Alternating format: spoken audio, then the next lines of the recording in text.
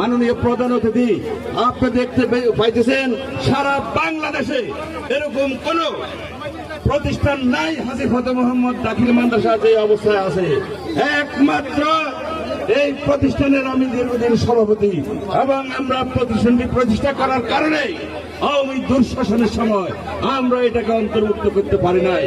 সাবেক চেয়ারম্যান জনাব গোলাম সরোয়ার সাহেব আমাকে জানিয়েছেন, সঙ্গে সঙ্গে আমি বুঝেছি যে এই প্রতিষ্ঠানটা আমাদের খুব জরুরি এবং এই প্রতিষ্ঠানে যে কাজ হয় নাই এটা আমি নির্বাচন কালীন এসেও দেখেছি। সুতরাং খুব সহসায় এই কাজ এখানে টেন্ডার হবে এবং অবকাঠামোগত উন্নয়ন হবে, বিল্ডিং এর কাজ শুরু হবে। আজকে আমাদের লক্ষ্মীপুর সদর উপজেলার পূর্বাঞ্চলে অসহায় অবহেলিত মানুষগুলির আকাঙ্ক্ষাটা আপনার মাধ্যমে পূরণ হয়ে আসছে।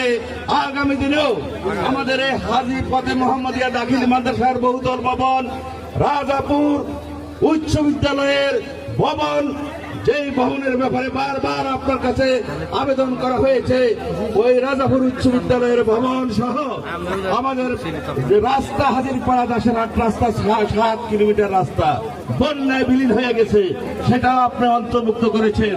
এবং বড় পুকুর পাড় থেকে স্টিল ব্রিজ পর্যন্ত এই রাস্তা আপনি অন্তর্ভুক্ত করেছেন, তালিকা আমরা দিয়েছি।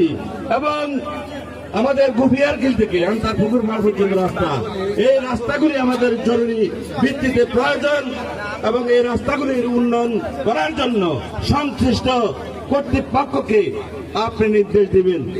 বিসমিল্লাহির রহমানির রহিম।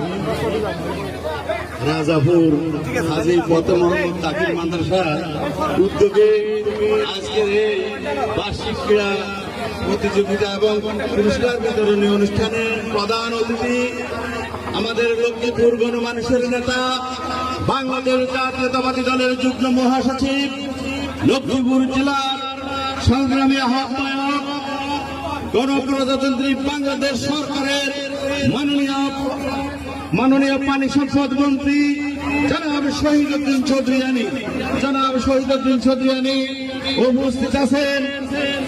বিশেষ অতিথি হিসাবে আমাদের লক্ষ্মীপুর জেলা বিএনপির অন্যতম নেতা এবং আমাদের বাপুপের সহসভাপতি অ্যাডভোকেট ওহিদুদ্দিন হ্যাপি চৌধুরী